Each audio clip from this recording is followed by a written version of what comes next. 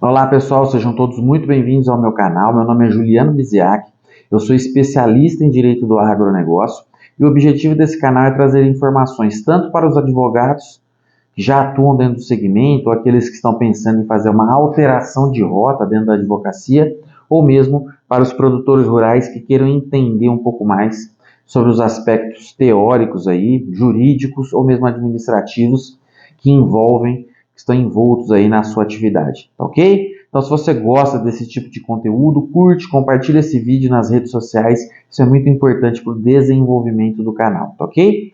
E hoje nós vamos explicar o que é e qual a importância do Plano Safra, tanto para o produtor rural como para os advogados que atuam dentro do segmento, tá ok? Então, a primeira coisa que a gente precisa entender é que o Plano Safra ele está relacionado ao crédito rural, tá?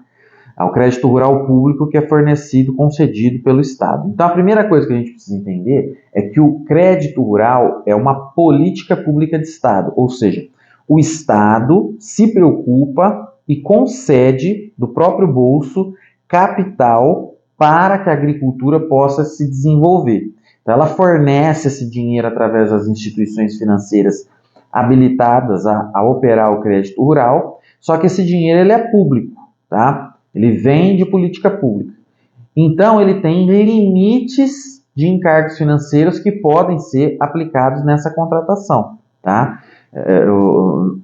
Existem limites que não podem ser ultrapassados, justamente porque se trata de um capital oriundo de política pública e não de um serviço, de um produto normal do banco, né? Então, quando eu vou fazer uma operação tradicional bancária, uma pessoa física ou uma empresa, ela vai estar sujeita aos encargos tradicionais das operações bancárias. Quando o produtor rural vai até a instituição financeira e quer um crédito rural público para, por exemplo, um custeio da sua produção agrícola, ele vai levantar esse capital através do crédito rural público operado por aquela instituição financeira. E aí existem limites de encargos financeiros que podem ser aplicados, principalmente quanto aos juros remuneratórios. O que são os juros remuneratórios? São aqueles juros que servem para remunerar quem concede o capital. Então, a pessoa fica sem capital, ela precisa ser remunerada para aquele período que ela ficou sem o dinheiro, tá? Isso é os juros remuneratórios. Diferente dos juros de mora, tá? Esses juros de mora são decorrentes do atraso no pagamento da dívida, tá? Então, os juros remuneratórios, ele tem previsão aonde? Ele tem previsão no Plano Safra. O Plano Safra ele é lançado anualmente, no dia 1º de julho, né? E aí ele vai ter vigência de 1º de julho de um determinado ano até 30 de junho do ano seguinte. Então ele é bianual, tá? Por exemplo, nós estamos agora na vigência do Plano Safra 23-24. Ele está acabando, está finalizando, né? E aí vai ser lançado já o Plano Safra 24-25, para vigência aí no próximo ano Safra. E nesse Plano Safra vai ser estabelecido as taxas de juros remuneratórios para cada tipo de crédito que será levantado pelo produtor e para cada modalidade de produtor também. Então nós temos Pronaf, Pronamp e agricultura empresarial, tá?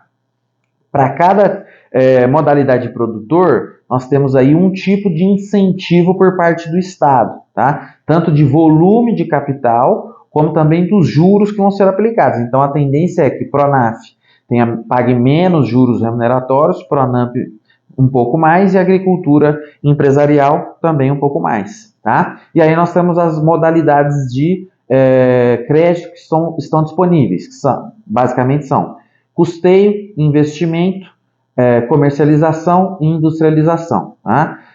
Agroindústria, né? Aí nós estamos falando de agroindústria. Então nós temos 4 modalidades de crédito rural e para cada modalidade de crédito rural também existe, em cada ano safra, a indicação de qual o limite dos juros remuneratórios que podem ser aplicados ali, tá? Então, como estamos falando de uma política pública de Estado, a cada período, a cada ciclo de ano safra, nós temos o Estado estabelecendo um tipo de benefício ou de incentivo para um segmento ou para um tipo de produção, tá? Então, por exemplo, no Plano Safra 23-24 e no anterior, o que a gente teve? A gente teve um incentivo na linha de crédito de comercialização, que está incluído aí o crédito para a armazenagem. Como nós temos um gargalo de armazenagem, de estrutura de armazenagem no país, o governo estabeleceu um incentivo, através de juros remuneratórios menores, para aqueles que quisessem construir infraestrutura de armazenagem no país. Tá? Então, veja que é possível que o Estado conceda maiores benefícios para determinados grupos de acordo com as necessidades que o país esteja vivendo naquele momento. Tá? Então, para o produtor rural, qual que é o benefício do Plano Safra? Para que serve? Para ele poder identificar e saber quais são os limites de encargos financeiros que podem ser aplicados na operação que ele está contratando. Então, se ele é Pronaf e vai fazer um custeio, ele tem que verificar qual que é o índice de juros remuneratórios que foram autorizados para aquela operação. Não pode ultrapassar. Se ultrapassar, a cédula de crédito formada ali, ela passa a ser ilegal, tá? E para o advogado, qual que é a importância? Isso serve como uma consulta de legalidade da operação de crédito, que ele vai verificar em cada cédula de crédito rural que chegar até ele para análise, se no ano da contratação do plano Safra, se o banco observou o limite dos encargos financeiros que foram estabelecidos ali no plano Safra, tá? E aí, se ele for fazer um pedido de alongamento da dívida rural, por exemplo, ele também deve pedir a readequação dos encargos. Ou, se houver uma apresentação de defesa em processo judicial, é possível até mesmo pedir a extinção do processo judicial por a ausência de certeza na formação do título executivo. E aí eu explico melhor sobre essas defesas em processos de execução de crédito rural em um outro vídeo, tá ok? Então eram essas as informações que tinha para passar para vocês hoje. Se vocês gostam desse tipo de conteúdo, curte, compartilha nas suas redes sociais, me siga no Instagram, @JulianoBiziac, eu trago informações diárias sobre o segmento do agronegócio, tá ok? Então é isso, pessoal, um abraço e até a próxima.